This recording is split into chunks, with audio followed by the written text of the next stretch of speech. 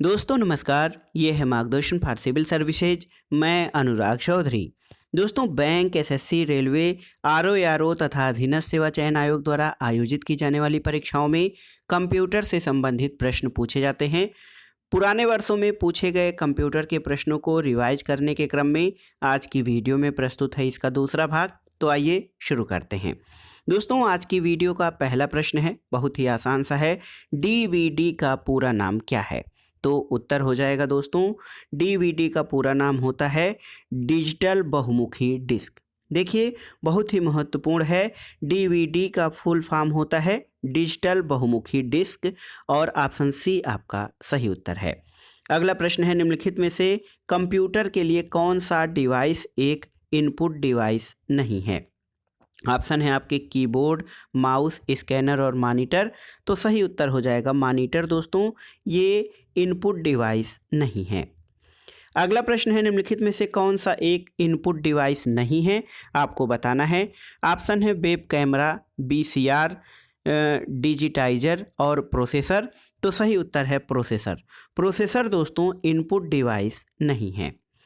अगला प्रश्न है, ए डीवीडी उदाहरण है एक, देखिए, ठोस अवस्था की संचय उपकरण को, आउटपुट उपकर्ता को, हार्ड डिस्क का या फिर ऑप्टिकल डिस्क का। तो सही उत्तर है डीवीडी दोस्तों ऑप्टिकल डिस्क का उदाहरण है। ऑप्शन डी आपका सही उत्तर है। अगला प्रश्न है, निम्नलिखित में से कौन सा विकल्प जो है एक पृष्ठ पर मुद्रित प्रति इंच पिक्सलों की संख्या का द्योतक है?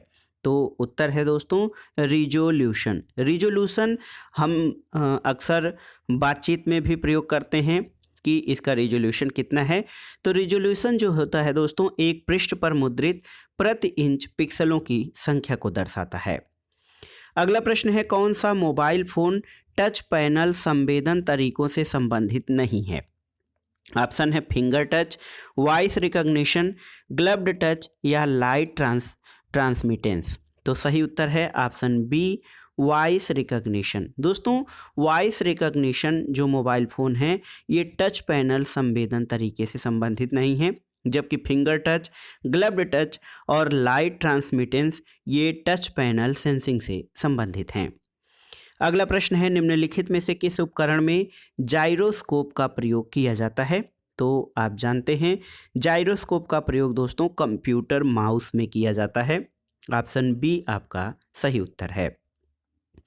अगला प्रश्न है, निम्नलिखित में से इनपुट डिवाइस कौन सा है, आपको बताना है। मॉनिटर, प्रिंटर, फ्लॉपी डिस्क या जॉयस्टिक। तो सही उत्तर है जॉयस्टिक। जॉयस्टिक दोस्तों इनपुट डिवाइस है, जबकि मॉनिटर, प्रिंटर और फ्लॉपी डिस्क ये आउटपुट डिवाइस के उदाहरण हैं।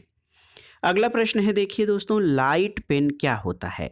तो लाइट पेन क्या होता है, देखिए, micro tip pen, input device, अंधेरे में लिखने के लिए पेन या भार रहित पेन। तो दोस्तों लाइट पेन एक इनपुट डिवाइस होता है। ऑप्शन बी आपका सही उत्तर है। अगला प्रश्न है, देखिए, जाइरोस्कोप के सिद्धांत का प्रयोग किस में नहीं किया जाता, आपसे पूछा गया है। ऑप्शन है computer mouse, smartphone, inkjet printer या रेसिंग कार में। तो सही उत्तर इंकजेट प्रिंटर। दोस्तों इंकजेट प्रिंटर में जाइरोस्कोप के सिद्धांत का प्रयोग नहीं किया जाता, जबकि कंप्यूटर माउस, स्मार्टफोन और रेसिंग कार में जाइरोस्कोप के सिद्धांत का प्रयोग किया जाता है। अगला प्रश्न है, देखिए, कंप्यूटर में ऐसा कौन सा पॉइंटिंग डिवाइस है जो अपनी सहायक सतह से संबंधित दो आयामी गति का पता लगाकर कार्य करता है, आपको बताना है। ऑप्शन है पॉइंटर, ट्रैकर, माउस या कीबोर्ड। तो इसमें कौन सा ऑप्शन सही हो जाएगा? सही उत्तर ऑप्शन सी माउस। दोस्तों माउस ऐसा पॉइंटिंग डिवाइस है जो अपनी सहायक सतह से संबंधित दो आयामी गति का पता लगाता है। अगला प्रश्न है कि निम्नलिखित में से भिन्न विकल्प का चुनाव करें। बाहरी hard drive, keyboard, digital camera, compact disc. तो इसमें आपको भिन्न विकल्प का चुनाव करना है। तो सही उत्तर हो जाएगा इसमें दोस्तों कीबोर्ड जो है ये आपका भिन्न विकल्प है। देखिए कीबोर्ड के अलावा बाह्य हार्ड ड्राइव, डिजिटल कैमरा और कॉम्पैक्ट डिस्क ये अलग हैं और कीबोर्ड अलग है, और इसमें आप इनपुट और आउटपुट डिवाइस के आधार पर इनका विभाजन या अलग कर सकते हैं। अगला प्रश्न है, ओ OCR, OCR यानी ऑप्टिकल कैरेक्टर रीडर किसका उदाहरण है आपको बताना है। तो सही उत्तर है OCR दोस्तों इनपुट डिवाइस का उदाहरण है। ऑप्शन बी आपका सही उत्तर है। अगला प्रश्न है आधुनिक प्रिंटर की गति को मापने के लिए निम्नलिखित में से कौन सी इकाई का प्रयोग किया जाता है। अक्षर प्रति मिनट, पंक्ति प्रति मिनट, पृष्ठ प्रति मिनट या शब्द प्रति मिनट। तो सही उत्तर है आधुनिक प्रिंटर की गति को मापने के लिए पृष्ठ पर मिनट जो है इकाई का प्रयोग किया जाता है कि कोई भी आधुनिक प्रिंटर कितने पृष्ठ प्रति मिनट प्रिंट करता है। अगला प्रश्न है दोस्तों टाइपिंग के दौरान गलती हो जाने पर निम्नलिखित में से किस कुंजी को दबाकर गलती को मिटाया जा सकता है। तो ये जो है बैक स्पेस होता है। बैक स्पेस बटन जो है इसके कुंजी को दबाकर गलती से मिटाया जा सकता है यदि कोई जो है टाइपिंग के दौरान गलती हो जाए तो। अगला प्रश्न है पंच कार्ड को क्या कहा जाता है। तो पंच्ड कार्ड को दोस्तों होलेरिथ कार्ड भी कहा जाता है। देखिए याद रखिएगा पंच्ड कार्ड जो होता है इसको होलेरिथ कार्ड भी कहा जाता है। अगला प्रश्न है दोस्तों देखिए बहुत ही महत्वपूर्ण है कि ब्लू रे डिस्क क्या है। वाद्य यंत्र, मेडिकल उपकरण, डेटा संग्रहण प्रणाली या शैक्षणिक किट। तो सही उत्तर है दोस्तों ब्लू रे डिस्क डेटा संग्रहण प्रणाली है। ऑप्शन सी आपका सही उत्तर है। अगला प्रश्न है निम्नलिखित में से कंप्यूटर का कौन सा भंडारण उपकरण अब प्रचलित हुआ है। देखिए फ्लॉपी, CD रोम, पेन ड्राइव या हार्ड डिस्क। तो सही उत्तर है फ्लॉपी। फ्लॉपी जो है दोस्तों ये कंप्यूटर का भंडारण उपकरण है जो कि अब अप्रचलित हो गया है। CD रोम, पेन ड्राइव और हार्ड डिस्क जो हैं अभी भी प्रचलन में हैं। अगला प्रश्न है निम्नलिखित में से कौन सा सेकेंडरी मेमोरी से संबंधित नहीं है। देखिए प्लाटर, मैग्नेटिक टेप, HDD या मैग्नेटिक सस्पेंशन। तो सही उत्तर है ऑप्शन ए प्लाटर। दोस्तों प्लाटर जो है ये सेकेंडरी मेमोरी से संबंधित नहीं है जबकि मैग्नेटिक टेप, HDD और मैग्नेटिक सस्पेंशन ये सभी सेकेंडरी मेमोरी से संबंधित हैं। अगला प्रश्न है सबसे तेज मेमोरी है कि कौन सी memory, register, cache memory, main memory या फ्लैश मेमोरी। इसमें आपको बताना है कि सबसे तेज मेमोरी कौन सी है। तो रजिस्टर दोस्तों सबसे तेज मेमोरी है जबकि कैश मेमोरी, मेन मेमोरी और फ्लैश मेमोरी ये इससे धीमी गति की मेमोरी हैं। अगला प्रश्न है MMU का पूर्ण विस्तार क्या है आपको बताना है। तो उत्तर है मेमोरी मैनेजमेंट यूनिट। बहुत ही महत्वपूर्ण है। MMU का मतलब होता है दोस्तों कंप्यूटर की शब्दावली में मेमोरी मैनेजमेंट यूनिट। अगला प्रश्न है CMOS होता है, आपको बताना है CMOS क्या है। तो सही उत्तर क्या हो जाएगा। देखिए ऑप्शन देख लेते हैं बैटरी चालित memory chip, basic input output system, storage device और कैश मेमोरी ऑपरेटिंग सिस्टम। तो सही उत्तर है CMOS दोस्तों बैटरी चालित मेमोरी चिप होता है। ऑप्शन ए आपका सही उत्तर है। अगला प्रश्न है कैश मेमोरी क्या होती है। रैम, रोम, ई रोम या ई प्रोम। तो सही उत्तर है रैम। रैंडम एक्सेस मेमोरी जो है ये कैश मेमोरी होती है। अगला प्रश्न है दोस्तों उच्च कंप्यूटर में इस्तेमाल की जाने वाली उच्च गति की मेमोरी का नाम क्या है। तो क्या है, ये है कैश मेमोरी। कैश मेमोरी जो है दोस्तों उच्च कंप्यूटर में इस्तेमाल की जाने वाली उच्च गति की मेमोरी का नाम है। अगला प्रश्न है एक कॉम्पैक्ट डिस्क में किस तकनीक का प्रयोग किया जाता है। ऑप्शन है आपके विद्युतीय, लेजर, विद्युत चुंबकीय या वैमानिकी। तो सही उत्तर है ऑप्शन बी लेजर तकनीक। दोस्तों कॉम्पैक्ट डिस्क जो होती है CD जिसको हम कहते हैं इसमें लेजर टेक्नोलॉजी का प्रयोग किया जाता है। अगला प्रश्न है निम्नलिखित में से कौन सा विकल्प द्वितीयक भंडारण उपकरण नहीं है। ऑप्शन है RAM, magnetic tape, USB drive या फ्लॉपी डिस्क। तो सही उत्तर है रैम। दोस्तों रैंडम एक्सेस मेमोरी जो है ये प्राथमिक भंडारण उपकरण होता है और मैग्नेटिक टेप, USB ड्राइव और फ्लॉपी डिस्क ये सेकेंडरी मेमोरी के उदाहरण हैं दोस्तों। अगला प्रश्न है कंप्यूटर में स्टोरेज से संबंधित रैम का पूर्ण रूप क्या होता है आपको बताना है। तो रैम का पूर्ण रूप होता है रैंडम एक्सेस मेमोरी। और ये प्रश्न कई बार परीक्षाओं में railway, RRB, NTPC, SSC, CGL आदि परीक्षाओं में पूछा गया है। तो रैम का full form random access memory है। अगला प्रश्न है दोस्तों, कंप्यूटर के निर्माता या उपयोगकर्ता द्वारा एक बार प्रोग्राम किए जाने के बाद निम्नलिखित में से किसे संशोधित नहीं किया जा सकता है? ऑप्शन है ईप्रोम, रैम, ईप्रोम या रोम को। तो किसे संशोधित नहीं किया जा सकता है? रोम को, रीड ओनली मेमोरी। दोस्तों, रीड ओनली मेमोरी जो मेमोरी है, इसको कंप्यूटर के एक बार प्रोग्राम किए जाने के बाद संशोधित नहीं किया जा सकता। अगला प्रश्न है, निम्नलिखित में से कौन सा उपकरण स्टोरेज डिवाइस नहीं है? देखिए, hard disk, CD ROM, flash drive या मोडेम। तो मोडेम दोस्तों, ये इसका फुल फॉर्म होता है मॉड्यूलेटर, डिमॉड्यूलेटर। ये जो है क्या करता है, टेलीफोन लाइन के माध्यम से इंटरनेट का संचरण करता है और ये स्टोरेज डिवाइस नहीं है। अगला प्रश्न है, सीडी रोम क्या है? देखिए, MP3 file, micro processor, magnetic disk या स्टोरेज डिवाइस। तो सही उत्तर है सीडी रोम स्टोरेज डिवाइस है। ऑप्शन डी आपका सही उत्तर है। अगला प्रश्न है दोस्तों, कौन सा प्रोग्रामिंग भाषाओं के समूह का सदस्य नहीं है? आपको बताना है। असेंबली लैंग्वेज, POP3, C++ या जावा। तो सही उत्तर है POP3 दोस्तों, ये प्रोग्रामिंग भाषाओं के समूह का सदस्य नहीं है।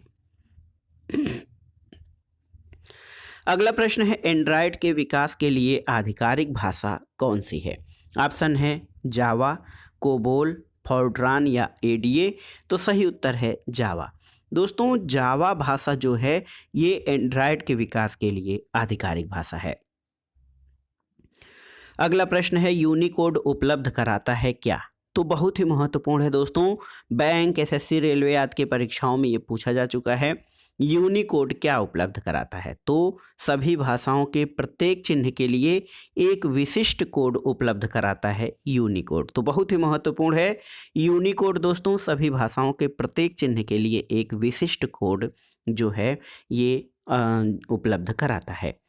अगला प्रश्न है, पाइथन क्या है? ऑप्शन है एक प्रोग्रामिंग भाषा, एक ऑपरेटिंग सिस्टम, एप्लीकेशन प्रोग्राम या कंपाइलर। तो सही उत्तर है ऑप्शन ए, पाइथन जो है एक प्रोग्रामिंग भाषा है।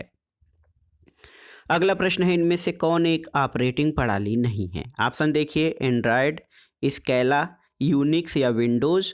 तो सही उत्तर है स्केला। स्केला दोस्तों ऑपरेटिंग प्रणाली नहीं है, जबकि एंड्रॉयड, यूनिक्स और विंडोज़ ये ऑपरेटिंग सिस्टम के उदाहरण हैं। अगला प्रश्न है, निम्नलिखित में से कौन सा एल्गोरिदम का ग्राफिकल प्रतिनिधित्व है? प्रोग्रामिंग सॉफ्टवेयर, फ्लो चार्ट या स्यूडो कोड। तो सही उत्तर है फ्लो चार्ट। दोस्तों, फ्लो चार्ट जो होता है ये एल्गोरिदम का ग्राफिकल प्रतिनिधित्व है। अगला प्रश्न है, मेमोरी इकाइयों का सही मिलान करें। देखिए, 4 बिट 1.1 जो है 4 बिट 1 MB, बी जो है दोस्तों 1024 KB 2.1 byte, 1024 TB 3.1 nibble, 8 bit 4.1 PB। तो इसमें मेमोरी इकाइयों का सही मिलान आपको करना है कि किस प्रकार से इनका सही मिलान हो सकता है। तो सही मिलान आपका हो जाएगा दोस्तों, देखिए A का 3 यानी 4 बिट जो होता है ये 1 निबल के बराबर होता है। B का पहला 1024 KB 1 MB के बराबर हो जाएगा। C का चौथा यानी 1024 TB 1 पेटाबाइट के बराबर होता है। और D का दूसरा हो जाएगा 8 बिट दोस्तों 1 बाइट के बराबर होता है। अगले प्रश्न पर आते हैं, डिबलिंग। देखिए, डिबलिंग कौन सी प्रक्रिया है आपको बताना है। तो दोस्तों, डिबलिंग प्रक्रिया जो होता है एक सॉफ्टवेयर प्रोग्राम में त्रुटियों की जांच करने की प्रक्रिया होती है। तो याद रखिएगा, डिबलिंग जो है किसी सॉफ्टवेयर प्रोग्राम में त्रुटियों की जांच करने की प्रक्रिया है। अगला प्रश्न है, कितनी बिट्स 1 बाइट के बराबर होती है? तो आप जानते हैं 8 बिट्स दोस्तों 1 बाइट के बराबर होती है। अगला प्रश्न है, निम्नलिखित में से कंप्यूटर मेमोरी का सबसे बड़ा साइज कौन सा है? ऑप्शन है पेटाबाइट, योटाबाइट, टेराबाइट या गीगाबाइट। तो सही उत्तर है योटाबाइट। योटाबाइट दोस्तों ये कंप्यूटर मेमोरी का सबसे बड़ा साइज है। अगला प्रश्न है 1 टेराबाइट में कितने गीगाबाइट होते हैं आपको बताना है। तो उत्तर है 1 टेराबाइट में 1024 गीगाबाइट होते हैं। ऑप्शन डी आपका सही उत्तर है। अगला प्रश्न है एक कंप्यूटर के लिए 1024 बाइट कितने के बराबर होता है। तो उत्तर है दोस्तों 1024 बाइट 1 किलोबाइट के बराबर होता है। ऑप्शन ए आपका सही उत्तर है। और दोस्तों 1024 किलोबाइट जो है वो 1 मेगाबाइट के बराबर होता है। देखिए निम्नलिखित में से कौन सा विकल्प सही है। कौन सा विकल्प सही है, इसमें जो आपके विकल्प दिए गए हैं 1 गीगाबाइट 1024 मेगाबाइट, 1 गीगाबाइट जो है दोस्तों 10 लाख किलोबाइट, 1 गीगाबाइट 10,000 एमबी या 1 गीगाबाइट 1 लाख केबी। तो इसमें से कौन सही है दोस्तों। 1 जीबी 1024 एमबी के बराबर होता है। यानी 1 जीबी डेटा जो होता है वो 1024 एमबी के बराबर होता है। ऑप्शन ए आपका सही उत्तर है। अगला प्रश्न है दोस्तों कौन सा मेमोरी क्षमता के माप से संबंधित नहीं है। जीबी, टीबी, एचबी और जेडबी, इसमें से कौन सा जो है मेमोरी क्षमता के माप से संबंधित नहीं है। तो ये है दोस्तों एचबी। एचबी जो है ये कंप्यूटर में मेमोरी क्षमता के माप से संबंधित नहीं है। अगला प्रश्न है 1 गीगाबाइट जो है कितने के बराबर होता है दशमलव मान में। तो सही उत्तर हो जाएगा दोस्तों 1 गीगाबाइट दशमलव मान में जो है 1000 क्यूब बाइट के बराबर होगा। तो सही उत्तर ऑप्शन सी हो जाएगा। अगला प्रश्न है निम्न में से कम सबसे छोटी इकाई की मेमोरी का नाम बताइए। देखिए योटाबाइट, जेटाबाइट, एक्साबाइट या टेराबाइट। तो यहाँ पर ये सभी दोस्तों देखिए कंप्यूटर की बहुत बड़ी इकाइयाँ हैं मेमोरी की, जिसमें टेराबाइट सबसे छोटी है। अगला प्रश्न है इनमें से कौन सी इकाई कंप्यूटर में डेटा स्टोरेज यानी संचयन की सबसे छोटी इकाई है आपको बताना है। ऑप्शन है गीगाबाइट, पेंटाबाइट, टेराबाइट या मेगाबाइट। तो सही उत्तर ऑप्शन डी मेगाबाइट दोस्तों इन विकल्पों में सबसे छोटी डेटा स्टोरेज की इकाई है। अगला प्रश्न है कंप्यूटर के लिए दोस्तों देखिए जो बिट होता है इसका पोर्टमैंटो क्या है। तो बहुत ही महत्वपूर्ण है binary term, binary digit, binary data या बाइनरी ट्रांसफ़र। तो सही उत्तर है ऑप्शन बी बाइनरी डिजिट। दोस्तों कंप्यूटर के लिए बिट का पोर्टमैंटो बाइनरी डिजिट का पोर्टमैंटो होता है। अगला प्रश्न है देखिए असंगत को चुनिए। इसमें असंगत को चुनना है कौन सबसे अलग है। Optical disc, magnetic storage, solid state drive या पीटाबाइट। तो सही उत्तर है इसमें पीटाबाइट दोस्तों ये असंगत है। देखिए यहाँ पर ऑप्टिकल डिस्क और मैग्नेटिक स्टोरेज और सॉलिड स्टेट ड्राइव जो हैं ये डेटा संग्रहण की युक्तियां हैं, जबकि पीटाबाइट डेटा जो है मेमोरी को मापने की इकाई है। अगला प्रश्न और इस वीडियो का आखिरी प्रश्न है दोस्तों किसी कंप्यूटर के लिए बिट का अर्थ क्या होता है। तो देखिए बहुत ही महत्वपूर्ण है, किसी कंप्यूटर के लिए बिट का अर्थ होता है दोस्तों बाइनरी डिजिट। बहुत ही महत्वपूर्ण है, ऑप्शन ए आपका सही उत्तर हो जाएगा। किसी कंप्यूटर के लिए बिट का अर्थ होता है बाइनरी डिजिट। ऑप्शन ए आपका सही उत्तर है। तो दोस्तों ये था विभिन्न परीक्षाओं के लिए उपयोगी और महत्वपूर्ण कंप्यूटर जीके का दूसरा भाग, जो देखिए विभिन्न परीक्षाओं जैसे बैंक, एसएससी, रेलवे भर्ती बोर्ड द्वारा आयोजित विभिन्न परीक्षाओं और देखिए हाईकोर्ट, आरओ लोअर पीसीएस और अधीनस्थ सेवा चयन आयोग द्वारा आयोजित की जाने वाली विभिन्न परीक्षाओं के लिए बहुत ही उपयोगी है। आप इन प्रश्नों को तैयार कर लीजिएगा।